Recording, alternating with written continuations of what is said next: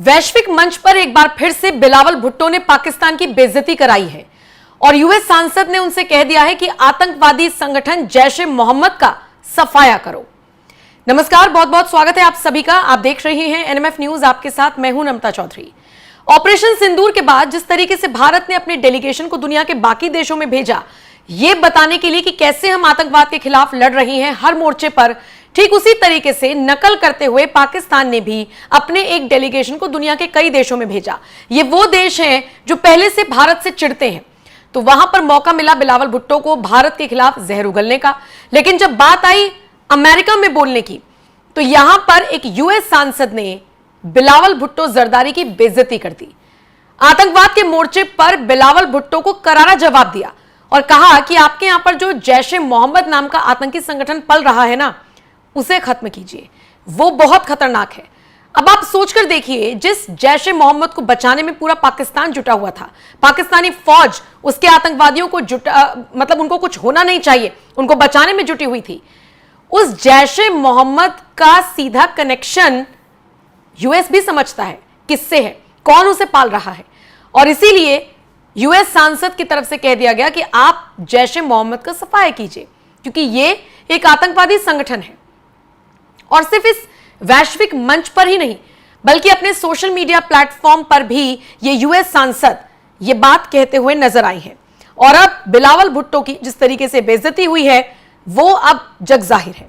अमेरिकी सांसद का नाम है ब्रैड शेरमैन, जिन्होंने पाकिस्तान को कड़ा संदेश दिया है और कहा है कि आतंकी संगठन जैश ए मोहम्मद के खिलाफ आपको कोई ना कोई कार्रवाई करनी चाहिए, और यह कार्रवाई ऐसी होनी चाहिए जो किसी निर्णायक स्तर पर पहुंचे, ये नहीं कि सिर्फ टेम्पररी बेसिस पे आपने एक्शन ले लिया। उन्होंने इस आतंकी संगठन को घिनौना बताया और कहा कि 2002 में वॉल स्ट्रीट जर्नल के पत्रकार डेनियल पर्ल की हत्या सहित कई जघन्य अपराधों के लिए आपका ये संगठन जिम्मेदार है। सोचिए, वॉशिंगटन में पाकिस्तान के पूर्व विदेश मंत्री बिलावल भुट्टो जरदारी को बोलने का मौका मिला। पाकिस्तानी डेलीगेशन की तरफ से वो गए हैं, उसका नेतृत्व कर रहे हैं बिलावल भुट्टो। ऐसे में जब शेरमैन ने उनसे मुलाकात की, तो उन्होंने सीधे सीधे तौर पर कह दिया कि आपके यहां पर ये जो घिनौना आतंकी संगठन जैश ए मोहम्मद चल रहा है ना, इसे खत्म करने के लिए आपको पूरी तरह से कदम उठाने चाहिए और क्षेत्र में आतंकवाद के खिलाफ मजबूती से लड़ना चाहिए। आपको बताते चले, ब्रैड शेरमैन ने अपने सोशल मीडिया पर भी एक पोस्ट किया है जिसमें वो बोलते हुए नजर आ रही हैं। सामने बिलावल भुट्टो बैठे हैं, सोचिए इतने सारे दिग्गज हस्तियां बैठी हुई हैं और उनके सामने उन्होंने कहा कि जैश ए मोहम्मद को आप खत्म कीजिए। कांग्रेसमैन ब्रैड शेरमैन इस नाम से सोशल मीडिया पर अकाउंट बनाकर मौजूद ब्रैड शेरमैन ने क्या कुछ लिखा, मैं आपको पढ़कर बताती हूं। वो लिखते हैं बिलावल भुट्टो के लिए, During my discussion with the Pakistan delegation yesterday, I raised the critical issue of water for Sindh. The Indus River is the lifeline for tens of millions of Pakistanis, and protecting that water resource is vital. I am also very concerned to hear of unrest in the city of Moro, Pakistan, and deaths of Irfan and Jahib Lagari, who were killed while protesting for water rights in Sindh. For years, the people of Sindh have faced political repressions through enforced disappearances and extrajudicial killings. Since its founding in 2011, Pakistan's own Human Rights Commission has documented over 8,000 cases of enforced disappearances, many of which have been properly investigated. और इसके बाद उन्होंने लिखा, I have raised the problem of enforced disappearances with Pakistani officials directly and will continue to work to ensure that these issues receive the attention they deserve. अब आप ये मानकर चलिए, कांग्रेसमैन ब्रैड शेरमैन के नाम से सोशल मीडिया पर मौजूद यूएस सांसद किस किस मुद्दे को उठा रही हैं। पहले तो वो इस मीटिंग में बिलावल भुट्टो जरदारी को घेरते हैं, वैश्विक मंच पर पाकिस्तान को बेनकाब करते हैं, कहते हैं कि आप इस जैश ए मोहम्मद के खिलाफ एक्शन लीजिए, सख्त से सख्त कार्रवाई कीजिए। और दूसरी बात, अपने सोशल मीडिया प्लेटफॉर्म पर वो सिंधियों का मुद्दा उठाते हैं। वो कहते हैं कि जो वाटर रिसोर्सेज सिंध प्रांत से लेकर दूसरे प्रांतों को दी जाने की कोशिश की जा रही है और सिंधी सड़क पर उतरकर जिस तरीके से प्रोटेस्ट कर रही है, ये नहीं होना चाहिए। इन प्रोटेस्ट में जो आम लोग मारे गए, जिनकी कोई गलती नहीं थी, उनको लेकर आवाज बुलंद करते हुए नजर आए हैं यूएस सांसद। और इसी के साथ वो ये भी बताते हुए नजर आए हैं कि जो इंडस रिवर है, जिसका पानी भारत की तरफ से रोका गया है, वो सोचिए पाकिस्तानियों के लिए किस किस तरीके से काम करती थी, वो लाइफलाइन थी पाकिस्तानियों के लिए। और वाटर रिसोर्सेज को प्रोटेक्ट करना जरूरी है। ऐसे में पाकिस्तानी अपने यहां पर पल रहे आतंकवाद और आतंकवादियों का सफाया करे, तभी कुछ हो सकता है। यूएस सांसद ने तो कहीं ना कहीं समर्थन कर दिया है भारत का, और बिलावल भुट्टो के साथ साथ पूरे पाकिस्तान को यह मैसेज देने की कोशिश की है कि आप अगर आतंकवाद के खिलाफ नहीं लड़ेंगे तो फिर आपके साथ यही होगा जो हो रहा है।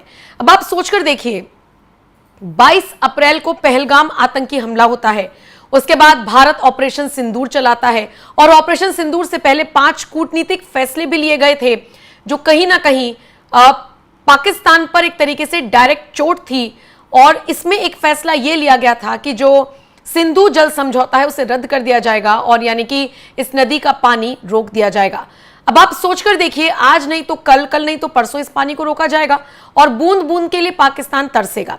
ये आदमी जिसे आप अपनी स्क्रीन पर देख रही हैं, इसने फिर से गीदड़ भभकी दी थी और कहा था कि अगर पानी रोका गया तो फिर खून की नदियां बहाई जाएंगी, यानी उस दरिया में खून बहेगा।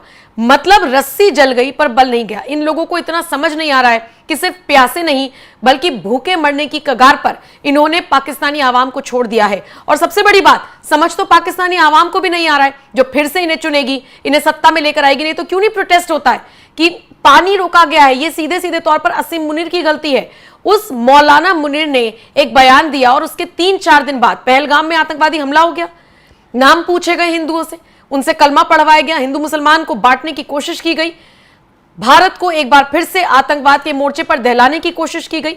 निश्चित तौर पर भारत तो जवाब देगा ही, लेकिन स्ट्राइक से पहले 5 कूटनीतिक फैसले लिए गए थे और उनमें से एक फैसला था कि पानी पर रोक लगाई जाएगी। इसी को यूएस सांसद ने प्रमुखता से उठाया और कहा कि आपके लिए पानी कितना जरूरी है।